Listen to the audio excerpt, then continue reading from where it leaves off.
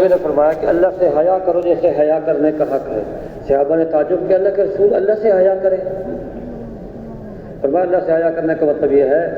کہ رات اس طرح گزارو کہ موت اس کی آنکھوں کے سامنے ہو، میں نے مرنا ہے، قبر میں جانا ہے، یہ منظر اس کے سامنے ہو، یہ ہے اللہ سے حیا۔ پھر پیٹ کی حفاظت کرے، پیٹ کے ساتھ اور اعضاء ہیں، دل ہے، شرمگاہ ہے، اس کی حفاظت کرے، سر کے اور سر کے اندر جو اعضاء ہیں، آنکھ ہے، کان ہے، زبان ہے، اس کی حفاظت کرے۔ آخری بات فرمائی کہ موت کو اور قبر میں جا کر بوسیدہ ہو جانے کو یاد رکھیں، مرنا ہے، قبر میں جانا ہے، بوسیدہ ہو جانا ہے، وہاں ہڈیاں الگ ہو جائیں گی، سر الگ ہو جائے گا،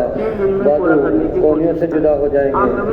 اور ایسے کندھوں سے جدا ہو جائیں گے، پسلیاں الگ الگ ہو جائیں گی، دانت بکھرے پڑے ہوں گے، اور گھٹنے دانوں سے جدا، اور کنڈلیاں پاؤں سے جدا، اور وہاں قبر میں جا کے بوسیدہ ہو جانے کو یاد رکھو۔ دنیا کی زیب و زینت کو،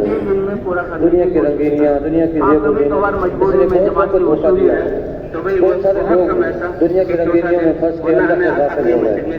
اللہ کے نبی نے خاص طور پہ فرمایا کہ دنیا کی زیب و زینت سے بچ جاؤ، بقدر ضرورت زندگی ہو، آسانی اور سادگی کے ساتھ زندگی گزار رہا ہو، اور دنیا کے اعتبار سے اپنے سے نیچے والے کو دیکھے اور دین کے اعتبار سے اپنے سے اوپر والے کو دیکھے، تو یہ اللہ کے نبی کی نصیحت ہے۔ اس سے شکر کی کیفیت پیدا ہوگی،